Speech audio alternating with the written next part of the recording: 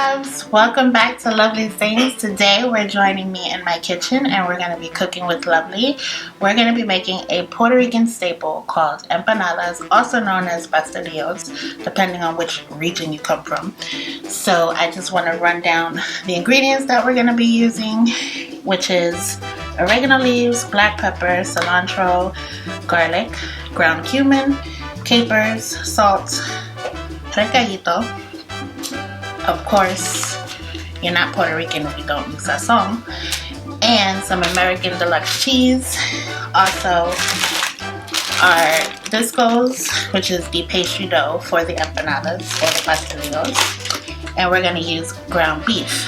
Now, you can substitute ground beef. Pretty much you can stuff these empanadas with anything. Ground chicken, ground turkey, shrimp. You name it. There's a whole bunch of stuff that you can do with these empanadas. But today we're going to be making ground beef with cheese.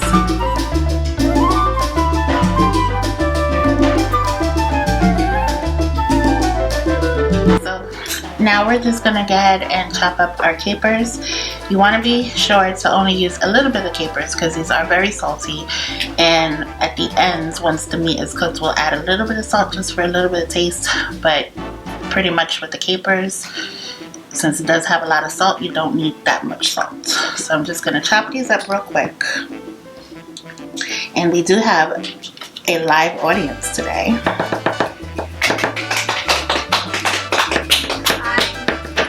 And we're just going to do this like real Puerto Rican style because I want to make sure we get all of our little capers out. And I would say that's about maybe a teaspoon or two of capers. And you just want to just roughly chop them up. What happens if you don't cut the capers? You don't cut the capers. Some people don't like the texture of it when it's whole. And as it cooks down, you really won't notice it in the meat. So it's always best to kind of cut it down. Because once you bite into it, it kind of gives you that raw saltiness flavor. So. Any other questions? So then once we're done chopping that up, we're just going to place that to the side. And then I'm going to clean up my cutting board and get ready so I can start seasoning the meat. Okay, so we have our stove on medium-low heat. Our pan has been getting hot. So now we're going to brown the meat. And yes, my hands are clean. I washed my hands. So we're going to go ahead and just brown the meat and then we're going to season it once it's browned.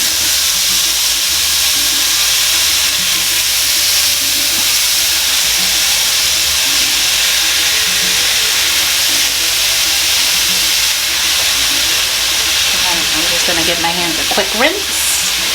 Okay, so now that our meat is brown, we're going to start seasoning it. And we're going to go ahead and add 2 tablespoons of the recaito.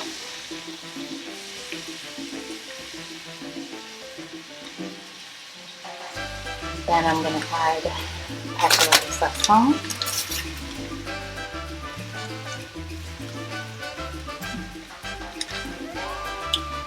Then I'm going to add my capers.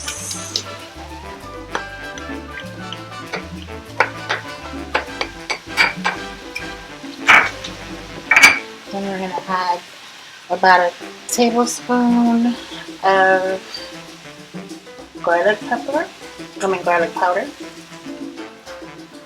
a tablespoon of oregano,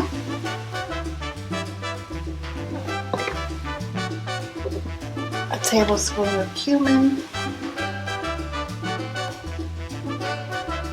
and of course I'm just eyeballing it. And we're going to just sprinkle a little bit of the black pepper.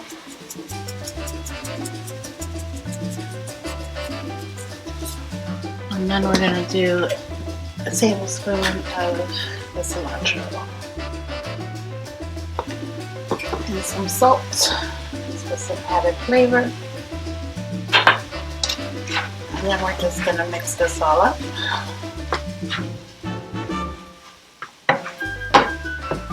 And of course you want to taste your meat just to make sure your seasoning is on point. Done. So now it's time to prep and assemble our empanadas. So they come separated with these little plastic things. I like to take them off ahead of time. And just gonna set it down and place a whole slice of cheese right in the middle.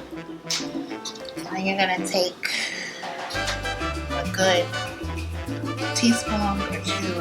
You don't want to overfill it.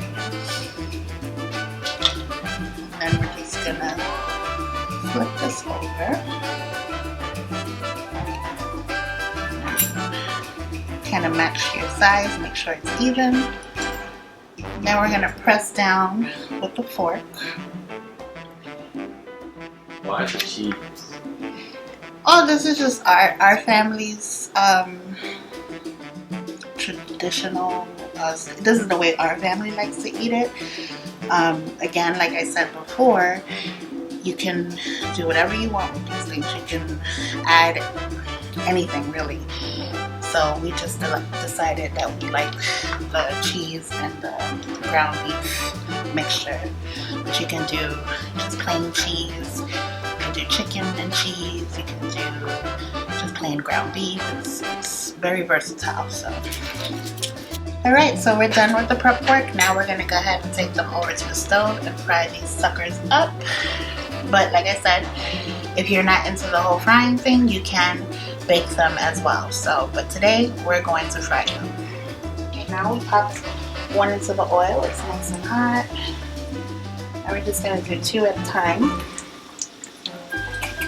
And once you start seeing like the outer part of the crust kind of bubble up, you want to let it sit for a little bit, and then you're gonna flip it over. This is what we're looking for as far as the color. I want to make sure that it's evenly brown on both sides, so I just want to give it a few more minutes. Oh, wow, okay, they're done. And look who's here, ready to eat. Go ahead, dig in, guys. So, I'm so happy that I was able to share our family favorite, our pastelillos, aka empanadas. And if you guys enjoyed it, please leave a comment in the comment section below. If you guys would like to see future cooking videos with me, let me know also. And I'll be sure to link all of the ingredients in the description bar. Till then, from our home to yours, I'll see you next time.